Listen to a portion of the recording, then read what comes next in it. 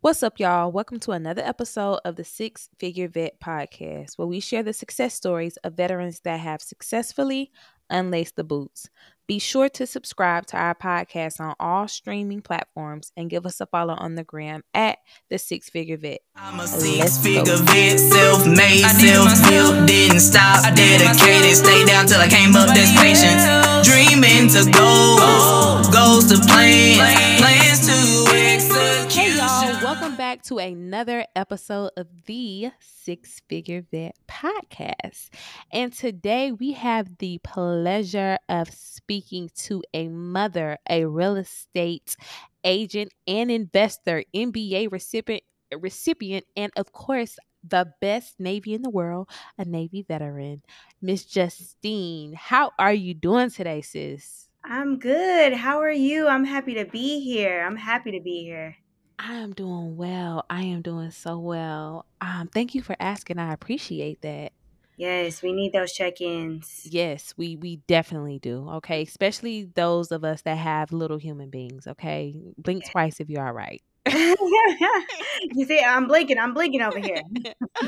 Amazing. So, what I thought, for one, thank you so much for your service. And how I like to start off every episode is just getting a little bit of background about you, letting the listeners know where you came from, what's your backstory, and who was Justine before the military.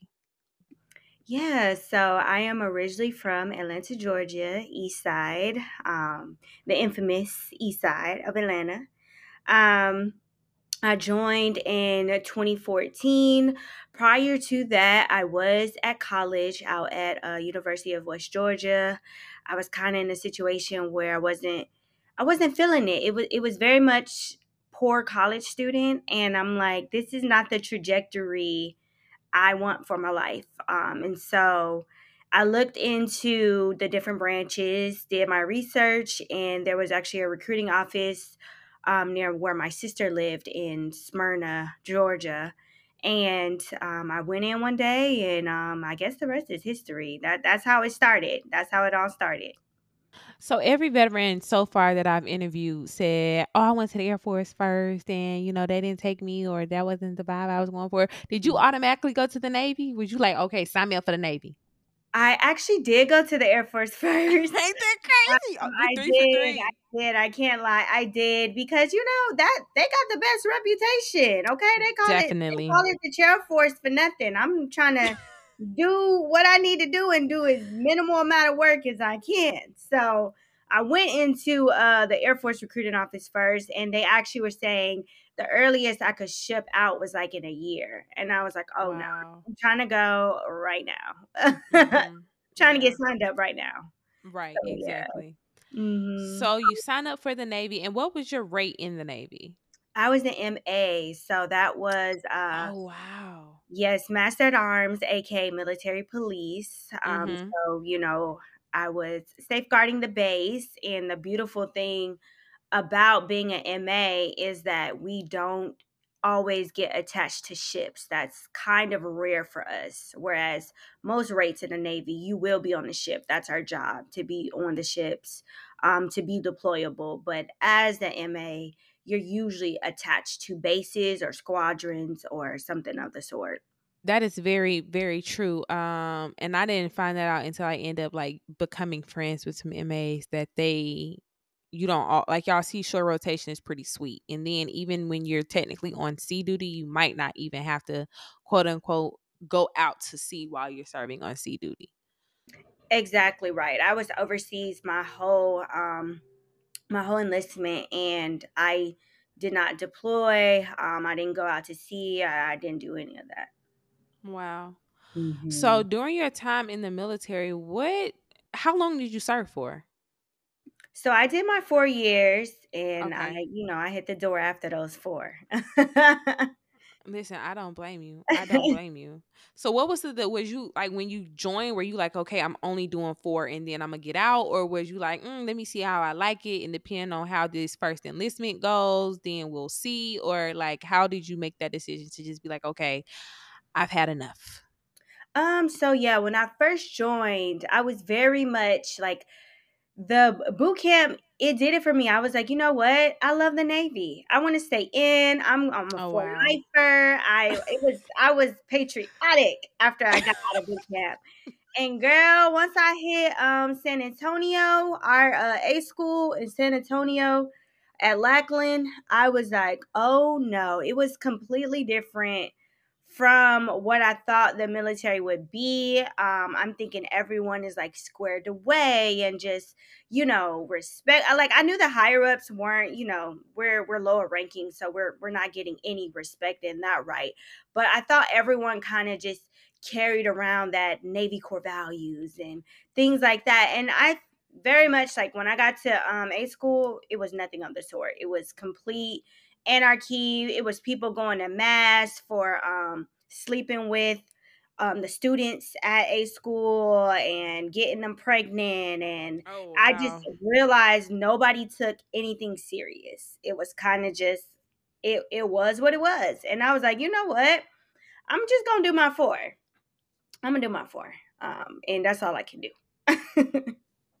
That makes sense. That makes a lot of Mhm. sense. And I think that, when we join the military, we have like this, I guess, certain perspective of what we think it's going to be like. And it gets crushed to a pebble Yes. once we're Yes. there. It's Yes. like, this ain't what I saw on TV. This ain't what I thought this was going to be. You realize there's either so many politics or just so much shady stuff that happens. Mhm. It turns you off. And quick backstory about the six figure vet, y'all. So when I was on my first ship, my first duty station, I had to go what's called TAD, temporary assigned duty, and they sent me to security. And y'all, I have a whole new this is when I gained my respect for the MAs. When them people put that OC spray in my eyes directly, Child. get me out of here. Mm-mm. Get me out of here. He don't love me no more. Okay, what? Experience No. ever. This is not what I want to do. But I had definitely had a high respect for MAs because y'all had to go through that. So you decided, we fast forward, you join the military, you get to the military, you're like, okay, I'm gonna be a lifer. Then you see some stuff that you really don't agree with, that don't align with your morals, and you say, okay, I'm gonna do my 4 years, I'm gonna get out. What was that like during that transitioning period? It was so I'm someone I very quickly come to realizations and I make a path for it. So very quickly in A school, as soon as I got to San Antonio, it was like, okay, no, I'm not. I'm not staying in. I know that for sure. So what does these 4 years look like for me? So I started to do my research right then and there of like how I could leverage my standing and my position of where I was into serving, yes, serving the military, but also having the military serve me. And so I started to make a plan immediately of how do I get into school? What do I need to do? What does it look like? What are steps I need to take? Um, and then it was going from that into, okay, how do I do it? And Right. so again, that was the researching, that was me just really just looking into different ways, whether that was TA, and learning the rules of TA. How do I get and TA is tuition assistance. How do I get tuition assistance? What requirements are needed? What does scheduling look like? Because when I got to my first duty station, which happened to be Greece, it was amazing, beautiful, Sounds like it. I'm so jealous. beautiful. It was so dope. The command was cool, because it's such a small command. Everyone was kind of like a family. So super chill. And how I was able to do school while I was there, how I was able to get into school first and then work my schedule so that I was able to successfully be a student and, a full-time active duty service member, and then transitioning from Greece and going to Japan and doing the same. How can I be in school, full time, active duty, but also a full time student? So you talk about being a full-time student, and I know that you have your MBA. What is your MBA in Yeah. specifically? So I have a master's in business administration, and concentration in marketing. Okay, amazing. What made you take the marketing route, especially for a master's degree? Yeah, so I've always marketing is a lot of it is psychology. Buyer Mhm. trends, it's a really trying to get an understanding of what makes people buy the things they buy, what emotional factors takes place for people to make purchasing decisions. And that's always been fascinating to me. And so it was like once I got my business, my undergrad is in business administration as well. And when I really looked at it, I said, okay, the next step for me would be looking at my master's with a concentration in marketing and focusing on buying, purchasing decisions and sales just in general. I also just knew it was a really lucrative position to be in. And that was always my standpoint of how can I major in something that I know will bring me the monetary success I was looking for. That makes a lot of sense. So Mhm. it sounds like when you kind of decided to get out, you start orchestrating your plan. Like, okay, I know that this isn't going to be my life for the next 16 years like I thought it was. So let me orchestrate this plan. And you start making the necessary steps to lead your way out. So what year did you get out? 2018. Okay, so you're out of the military in 2018. Did you have your child by this time? I didn't. I actually just had her 7 months ago. Oh So my gosh, thank congratulations. Welcome to the you. best hood, mommy hood. Yes, I'm a new mom, but it's Oh been wow. rewarding, tiring, all the things. Yes, yes, yes. Congratulations. Thank you. But so you transitioned out in 2018. What was life like once you transitioned out, and how did you like kind of put your plan in place once you got that DD-214 in hand? Life was tough, honestly, because I feel like even though I did 4 years, it was such it's so different coming back to civilian life. Yeah. Everything looks different, everything you're different. The world didn't look the same as it did when I initially joined. And so I'm also an adult now because when I joined I turned 20 in in Greece. And so I was still very much a child. I didn't know how to navigate this new world of being a civilian, an adult, and having to do everything on my own now. So it was very difficult. No amount of planning could have prepared me for that hurdle of adjusting and the world looking different. And also, I was in Japan, so just coming back stateside was just a whole beast within itself. The world completely looking different from what I knew. And so it was tough. It took me a couple months to just accept that my world is different and how do I navigate this new world? What does it look like for me? And so thank God I did have a plan though, because I feel like planning is so essential because even if things get off track and get off course, you have something to revert back to. You have something there for you to go on. And so that was pivotal for me, just having a standing plan in place. And as things shifted and as things changed, I still had something there of like, okay, refer back to what I know. Okay, I can still do this. Okay, how do I get back on track to where I need to be? Right.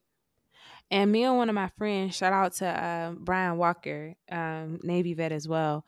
We were just having this conversation a couple days ago, and it's like, you go through TAPS and you go through CAPS and you go through all these like transitioning classes where they tell you all this stuff that you supposedly quote unquote need to know before exiting out, but they don't talk about that. They don't talk about this space of limbo that you're in where you are no longer in the military. You don't belong there, but you really don't belong in the civilian world yet either, or you feel like you don't. They Right. don't they don't coach you through that. They don't explain how to mentally get through that. And just imagine, and you had a plan, right? You Mhm, had a plan. So just imagine those that get out of the military having to go through that mental shift mhm. that's so difficult, and then they don't have a plan at Yeah, all. Oh my gosh. terrifying. Terrifying, right? Extremely terrifying. Mhm. Um So how did Miss Justine get into the real estate world? So this me getting my license is fairly new. I got my license December of last year. Okay. So I'm just starting out in real estate, but I knew it was always something I wanted to do because again, I learned very early on that the only way to financial freedom is working for yourself. And whatever Mhm. capacity that looks like, that is for each person to decide, but really understanding that doing 20 years is not going to get you financial freedom. Doing 20 years in corporate America is not going to get you financial freedom. You will always have a cap. And that's just the way those worlds are structured. Is for you to have a cap. Now, yes, you can use your salary and your income to create means of wealth. So you can, invest in all of that with your salary and income in the military and in corporate America. Yes. But that's essentially still that's a business. That is still working for yourself in some capacity. So just relying on a check from the government or a check from corporate America will not get you to a world in which you can retire whatever age you want to, and can just live off the land and be whoever whenever you say you want to be that person. I realized that very quickly. And so I'm like, you know what? Entrepreneurship is hard. Like out here, just starting a business is tough. What is something I can do where it's entrepreneurship, but I have a sense of help. I'm not just out here doing it by myself. And for me, once I really researched, that was real estate. I'm with Keller Williams, and this is like it's a global brand. And so you're not out here just embarking on entrepreneurship on your own. You have a ton of trainings, you have a ton of help, you have a ton of resources. And so there's always something for me to lean on so that I'm not feeling like I'm just in the world of entrepreneurship. You speak about how hard entrepreneurship is, and I can definitely attest to it. So, is real estate your first dabble in entrepreneurship? It is. It's my first like serious I'm out here dabble into entrepreneurship. Yes. I honestly it's so much work. I steered clear from it. I was at for a while I was like, I think I can get to where I want to be in corporate America, and I think I can make this work. But no, I realized no. Mm-mm.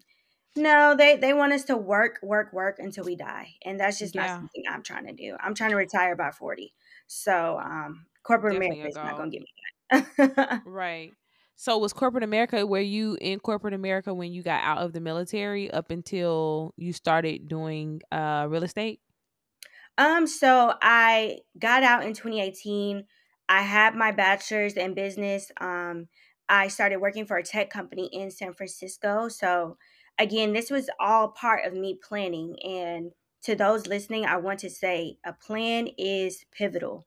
You have to have a plan. I started planning those whole 4 years was me planning, but I started researching the last year before I got out. I started researching what cities I could go to that paid the most in BAH. I know And that's so, right. yeah, I I know was that's right. playing. Okay. I was like, how much can I get? And then, when I did my research, it was San Francisco and New York. And so I'm like, New York is too cold. I don't know anybody there. I knew people in not in San Francisco, not in the Bay Area, but they were like in Stockton. So I was like, you know what? That's not too. It's about an hour, 45 minutes, an hour. So I'm like, okay, at least I know somebody. And then I had friends stationed in San Diego. So I was like, push come to shove, I could go see my friends in San Diego. If I ever get lonely and things like that. So at least I knew somebody in California. And Right. so I was like, you know what? California it is. I went out there, girl. I hadn't even been to California at all, ever. What? My first time ever was me stepping into California once I got out. I went about 3 days after I got out, officially got my DD 214. I went home, saw my family for a weekend, and I literally flew to California. Whoa. Yeah. But I'm you that know person. what? I'm not mad at you. I'm not mad at you about that because I think it's like something to do with the military because I've kind of did something like that before. Like I picked orders to Maryland never been to Maryland, never saw Maryland, nothing, and did my apartment, everything online, and then just showed up. Like, what's up, y'all? Hey. Yeah, I did the same thing. I did the same exact thing. I did took a virtual tour of my apartment in California. I was like, okay, yes, I want this one. Put down the deposit, all that. Ship my car, or I actually bought a car through a military auto source on base. I had them ship it to a port in California, and yeah, as soon as I got there, picked up my car. It is I did everything online, everything. There's power in online. There's Hello. there's so much power online. You can literally do anything from build community to Mhm. build a house Yes, to anything you want to do. It can be done online. yes. So Justine, Research. I wanna touch on, because I've did my research on you and I see that um you're big on VA loans, and you're big, specifically what I want to talk about is this new construction thing. So Yeah. I see that you like specialize in new construction bills as a realtor. Take the new construction part and then the VA loan. What makes you more in favor of a new construction versus something that's already been built as it relates to the VA loan? Yeah, that's a great question. So what I'm finding with new construction, I I prefer it because number one, with the housing market the way it is today, new construction are the same prices as older homes. It's the same price. So for me, it's like you could take a new construction and have something brand new. Nobody has lived in it. A lot of new constructions, you're able to pick out your designs. You're able to pick out the finishes in the house. So, like, this is a house you built, like you just mentioned. You could build a house online. You literally can.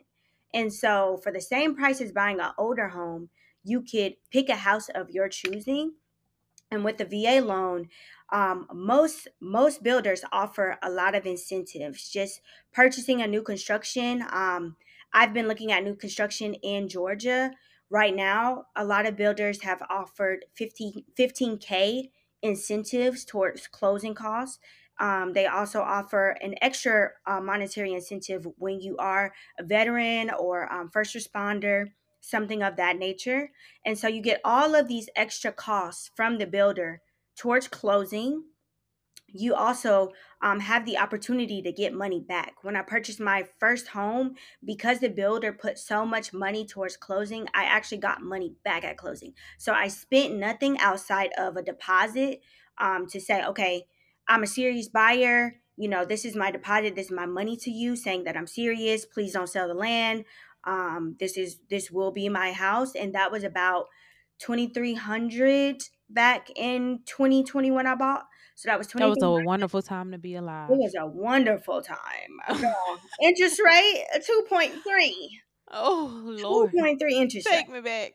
Take me back to a time. 2.3 interest rate. If And I I would have known what I know now, I would have got like a 6 bedroom house. girl, yes. And With and those it, interest rates and those yes, prices, I would have balled especially for out. VA loan, for FHA and VA buyers, our interest rate is actually lower than federal interest rates, even now. But during that time, it was the lowest like you're going to see. Anything in the Mhm. twos is crazy. Anything in the twos is crazy, which is what I saw, 2.3. And so I love to really push new construction because you getting into a house that you know is not coming with any problems. And if the off chance that there is a problem, you go back to the builder and you're under warranty for a certain amount of time. And you can say, hey, there's an issue. Please come fix this. And they will. And so that's not a lot. That doesn't happen a lot when you're buying a home from a seller instead of a builder. I've never really understood what FHA was. Yeah. And I felt like at one point in time, like, oh, I don't really have to know what that is because I got the VA loan, right? Mhm. But I've been seeing more and more that veterans use FHA loans as well. Could you kind of like explain the benefits or the perks to FHA, some of the qualifications or requirements? Like, just kind of run down what it is. Yeah, so it's also a government backed loan. VA and FHA are government backed loans. And so they're basically saying that here are you, the client. the government, because we want you to buy, we will back you instead of, and so there will be lenders, but they're also saying we are another source of backing for you. And so FHA is for first time home buyers. It has to be owner occupied. And right now, you're putting down for a down payment 3.5%, which is really, really good. That's Conventional super loans, good. super good. Conventional loans, you're putting down 20%. Yeah. And VA loan is like that's the renowned loan everybody wish they could have, but it's only to a select few, Mhm. where we're not putting anything down. Right. And it's beautiful to not be able to put a down payment, but that also comes with caveats, because since you're not putting anything down for a down payment, your monthly mortgage will be higher because you're not taking anything off that purchase price. And so it's important to look at those things, because honestly, when you're going to buy a house, purchase price is important, but also what is more important is how much do you want to spend monthly? What Right. is your monthly mortgage? What is an amount you absolutely do not want to go over? And so Right. you have to look at that when home buying, because you don't want to close on a house and it's like, okay, I wasn't prepared for this monthly mortgage. And now it's increasing, because it does have the potential to increase as property taxes increase. And so property taxes increase year over year. And now my monthly mortgage is increasing to a point where I never thought it would be, or I And wasn't I can't expecting. afford And it. I can't afford it. Exactly. Exactly. Wow. So you have to look at those things. You have to take into account HOA. If the subdivision that you're getting into has HOA, what is that price? Yeah. And property taxes, because both have the potential to increase every year. Yep. That makes And so it would it be safe to say, if you plan on buying a house, to like, okay, say I was planning on buying a house next month, mm-hmm, mm-hmm, hypothetically, of course. I'm planning on buying a house, and I say, okay, I can afford mm-hmm, $1,600. I don't want to go over 1,600. mm-hmm. That's all I can afford. I don't want to go over $1,600 a month for my mortgage. I probably should aim to keep my mortgage around 13 to 1,400, because the risk of rising prices within the property taxes and HOA. Yes, I would definitely say if 1,600 is your cap, and going from 16 to 17, you're saying I can absolutely not afford 17, then yes, be looking at a price range between 13 to 1550. Because I what I like to push is informed buyers are the best buyers. So you have to know what you're getting yourself into. You have to be Mhm. absolutely certain no matter what, I can be able to afford my mortgage. For me, I live in a new construction. I bought new construction in 2020. My property taxes in 2 months went from, it had me, my mortgage was 1,300, and my mortgage went from 13 in 2 months. It went from 1,300 to 1,600 because of Whoa. property taxes. Exactly. They gave me no time to prepare. It was like, Whoa. property They can taxes do are that? yes, they can and they will. They can and they will. Girl. So just because I'm in Atlanta, so I'm in an area that they're building. I live in Mableton. We actually just became our own city, which has not happened in like over 100 years. A new city has not been incorporated. Mhm. And so, because that is happening and they're now doing all this new construction, Mableton is getting very much known and they're doing all this building. Property taxes are rising and fast. They're It's kinda rising. like Douglasville. Like, Douglasville and Yeah. Smyrna, I have family Mhm. down there. Like, 5 years ago, you could easily find a cheap house and property taxes be low, but now Smyrna, a new bill for a townhome. I have a cousin that lives in Smyrna. Does he live in Smyrna? Yeah, I have a cousin that lives in Smyrna, and he has a townhome, and he paid, like, a $500,000 for a townhome in Smyrna, Georgia. Yes. That's That's how much crazy it's to going me. for. 600K, 500, 600K. Yeah. That's extremely crazy to me, and I definitely did not know that they could just raise your property taxes. Mhm. Also, just a caveat in here, guys, if you are, and I don't know if a lot of people know this or not, but if you're 100% disabled, go. go let somebody at the tax county office know. Okay, Mm-hmm. go let them know because you're not supposed to be paying property tax. I don't know if there's a lot of benefits that veterans that are 100% disabled they don't know. So every time I think of something, I just like to drop it. But if you are 100% disabled and you paying property taxes, go ring the alarm because Yes. you're not supposed to. Yes. And look at your county's requirements. So for certain states and certain counties, and every county is different. Every state is different. States like Texas, that is very veteran friendly. You get 100% no property tax. Georgia, you get property tax cut off up to 250K. So after your What? home, yeah. So after your home is 250K, if it costs more than that, they start taxing on property tax. And I forget the number. I think it's by the 100K or by the So um you don't get 100%. no, I don't. I don't. I Girl, don't. wait a minute. So if you're a 100% disabled veteran in Hmm. Georgia, let Yeah. me let me wrap Yeah. my mind around this. If you are 100% disabled veteran in Mhm. Georgia, USA, Yeah. you still pay some property tax. Yes, you do. Why have I been living under a rock, Justine? When I tell you this country makes things intentionally confusing, um it's confusing, and That's we don't crazy. know what we don't know. And so I didn't know until I got my property tax bill, and I'm like, wait a minute, why am I paying anything? And I called the tax Yeah. commissioner's office, and they're like, oh no, yeah, we have you down for exempt up to 250K because that's where it stops. Um, and so yeah, you start paying. So say you got $1 million house. That really ain't nothing. You got a world of property tax, and that's something we don't know. And so that's also, it's a beautiful thing with home buying, but it's also knowing you have to be an informed buyer. And I want people to purchase, I want people to buy, because that is how you get equity, that is how you build wealth. But also you have to be prepared.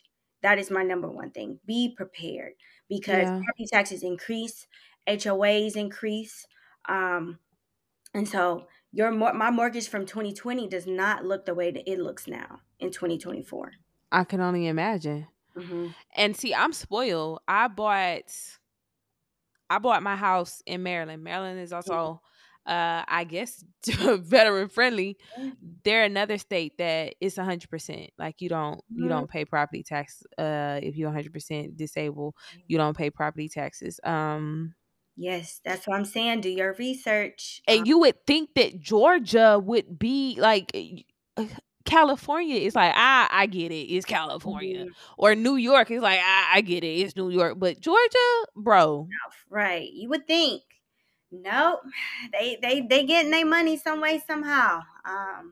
I don't think North Carolina is either. I don't think it's 100%. that's Um, sickening. mhm. I want to talk to the manager. Somebody, because it's crazy. I wish it was different. And also with property taxes, you can only do it on one home. So if you're looking at to Yeah. buy, using the VA loan to purchase another property, you can only do it on one home. And we also have the homestead exemption. Like, you have options. You get a Mm-hmm. percentage off with the homestead exemption. You get a percentage off property taxes, and that's what most people use to lower their property tax bill. But again, do your research. Make sure you're informed. Ask your realtor when you're going through this process. We can crunch those numbers. The lender can crunch those numbers. You can be able to get a legitimate estimate of what your property tax or what your mortgage bill will look like every month prior to purchasing a new home. So ask question. No question is a dumb question. And everyone in your home buying process should be a resource to you, because they are Yeah. subject matter experts in things we do not know. Exactly. And that's why it's good to like trust the people that you going into business with because um Hmm. you just need to trust your realtor. Yes. Make sure if you feel like your realtor just wants you to buy something because of the commission, that ain't the realtor you want to go to. You want to go to somebody like Justine that's going to explain these things to you, because just because on paper it says that you can afford something don't mean you can afford it, obviously. But Yes. if you Yeah. get a shitty realtor, they don't care about what's gonna happen on the back end in a couple years, in a couple months, when you can't afford your mortgage no more because the interest rate on your property taxes then went up sky high. They don't care about that because they get their money on the front end. Right. Right. So you have to utilize these resources, these good resources like Justine that are knowledgeable, um, Yes. that will let you know. And that segues me into my next question, about, you said, you can only use your VH loan. How many times can you use your VA loan? I So think you I just can call keep it VH using loan. Oh, it. really? You can keep using it. I'm actually looking to purchase another home this year using my VA loan, and I'm not going to refinance out of the current VA loan I have. What they do is they have an entitlement cap, and again, ask your lender and tell your realtor this information and talk to your lender when you go through the process, because they're able to pull that information from the VA. Can you And explain what an entitlement cap is? for sure. So, an entitlement cap is essentially the VA's way of making sure we're not using like the VA loan for like $1 million purchase and not putting any money down. And so it's a cap where it's like you can use your VA loan up to this amount, and it's different for each state. It's different for just how the VA loan works for each person. That's up for the lender to do the math on where you have a cap. I think my cap for Georgia is like 600K, something around that area. And so it's like an absolute stop. You can use the VA loan up to this amount, and then you will have to start putting down a down payment. So even if you hit that cap, it's not like they say, "Hey, home girl, you can't use this no more." Now it just starts requiring a down payment. Yes, exactly that. It just Okay. requires a down payment. And so again, ask your lenders, ask questions, because they'll be able to let you know about what information and what that cap entails. But yeah, you can have two VA loans out at a time. It's really just it's how you do things. It's your finesse and the way you wish Yeah. and the way in which you do things. But also knowing with the VA loan, it has to be owner occupied, and you have to be use it as your primary residence for at least a year. Now, I was told it had to be 6 months. So has it changed to a year? Ooh, I was always told it has to be a year. Yeah, that's something that I will look into. I was always told it needs to be primary residence for at least a year. But yeah, I can definitely look into and research that and see if it's 6 months in some places, if it changes. Yeah, What about a FHA loan? Can you transfer a VA loan into a FHA loan? you definitely can. So you How can do you do that? refinancing, Okay. refinancing into a FHA loan. Mm-hmm. And then you just pay the 3.5%? Yep, and you'll probably end up paying closing costs because you're going into that 3.5%, and there will be closing costs at the end of it. But yeah, you can always refinance and talk to your lender and say, "Hey, I currently have the VA loan. I want to refinance into the FHA," and they will be able to assist you with that. And you're absolutely right. The residence for at least 12 months. At least to a month. Yeah. Yep, you're right. You're absolutely, I don't know where I got that from. Yeah, girl, they're trying to make sure you stay in it. The VA loan is really for us as someone who's gone through the process. Every realtor I work with says like the VA loan is the best loan to have. And there's a lot of times there's inspections that the VA loan requires. They also look at HOA to make sure you're not being hit over the head with HOAs, because that can also happen when you don't do your research. I've seen condos and townhomes HOA fees be like $400 or $500 a month. which is or more than the freaking mortgages, especially in more than the Atlanta. mortgage. It's I was freaking thinking about moving to Atlanta, like when I got out, and I was like, yeah, it's just gonna be me and my little cute baby, and we're gonna Mhm, get a high rise because they're mhm. only like $150,000, and it's gonna be real cute, and $150,000 high rise in Atlanta. My mortgage ain't gonna be nothing but this, and then I saw those HOA fees, Yes, and yes. I was like, what? I'm not paying that. It's crazy. And so a lot of times the VA won't even allow you to get into a situation where they're charging crazy amount of HOA fees. Um, they want you to be informed. And so they have their side of things that will not allow us to do certain things within the VA loan limits, which is great, because again, we don't know what we don't know. And if Right. you're trying to get a place and you have no idea about HOAs and a special assessment coming up and different things that can happen, you're going to be stuck with that bill that you cannot afford. Yeah, and that's the scariest part. And that's what we don't want to happen is Right.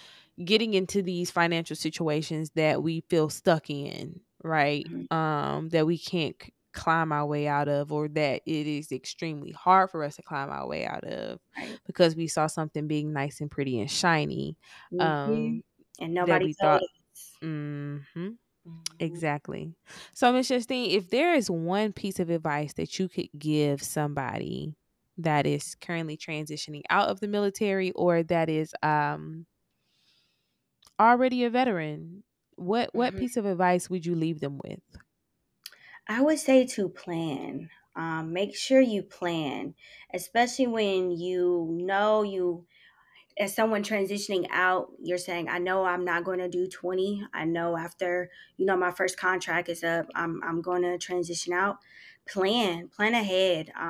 Look at ways you can use your resources. Veterans have so many resources, from the GI Bill to the VA loan, to veteran friendly states in the tax benefits and the offerings. That information is out there. It just really is on you to plan ahead, look it up. If you're currently a veteran, look into what is available for you in your state. There's so many things that we are afforded, but I feel like Mhm. what really takes us aback is that we don't know. We're not Nope. actively looking. I had a friend that reached out to me and said, like, he didn't even know what the VA loan was and that we had access to it, And so And it, that's kind of the double-edged sword, cuz it's like, how you know what to look for? Like, it's how do I know what to look for? Mhm. It's like having a diamond in your house, but you never know the diamond is Right, there. So it's how do there. you know to look for the diamond? Right. And that's what I'm saying. Leverage these positions, actively talk to other veterans, Mhm. establish a community. That has been something that has been amazing for me with being a new mom, because I'm sure with being a new mom, everything else fades away. So I'm talking friendships and things, the dynamic changes.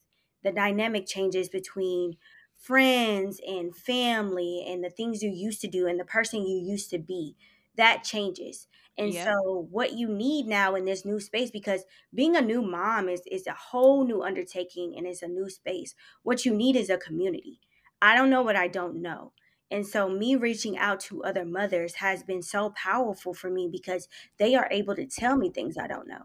They are able to give me insights and just perspectives that I was never privy to because I've never been a mom before. And so Right.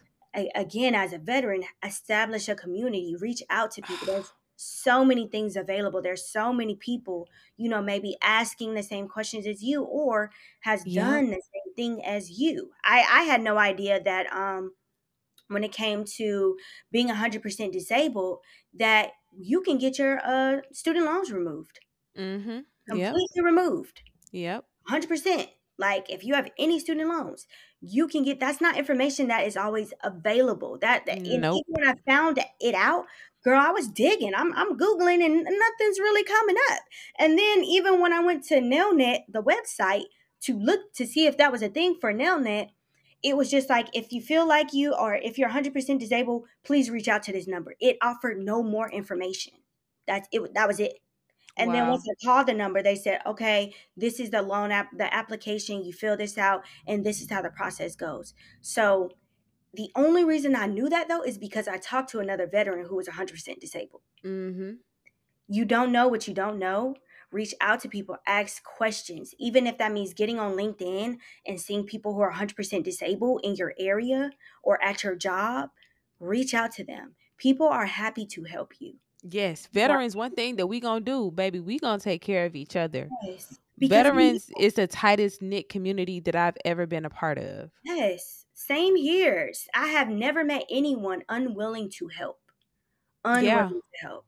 So And the reach. crazy thing about that, Justine, I started this podcast, yo. I started this podcast like, okay, I'm just going to do this. And I didn't start it for so long because I was intimidated because I'm like, I don't know enough veterans. Like I don't know enough people. But y'all, the power of networking. Yes. I slid in Justine DMs like, hey sis, I see you a veteran. What's up? Let me Mm-hmm. get your story. What I do, And responded. yeah, and it's literally just that simple. But you got to be willing to reach out. You got to be willing to network because like she said, it's power. It's your power is within that network.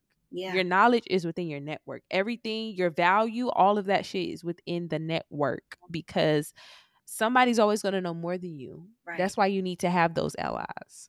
Yep. It's so powerful. And it's so understated how much information you gain with just reaching out. A lot of times I see that people have that fear of like looking stupid or fear like once I talk to somebody, they're gonna be looking at me like, who are you? When I tell you that that really does not happen. It's all in our heads.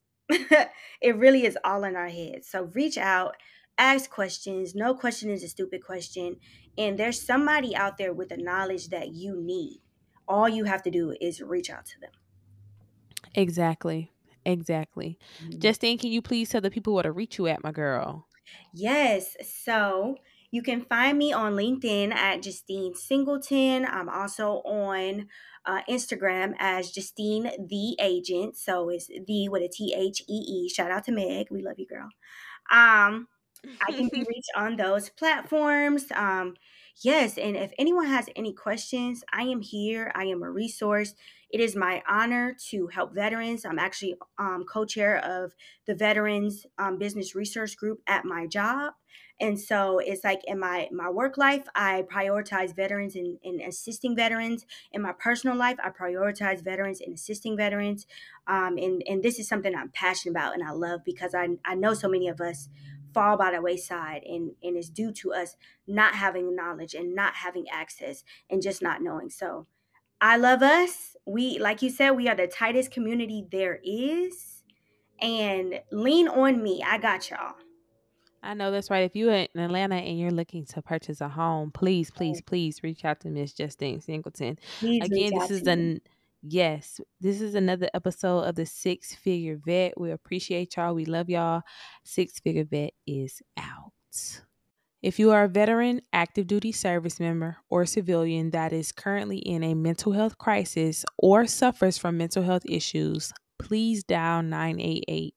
Trained crisis responders are available 24 hours a day, 7 days a week, and the calls are completely confidential.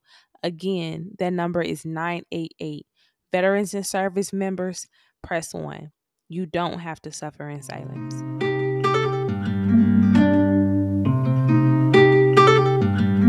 Quantum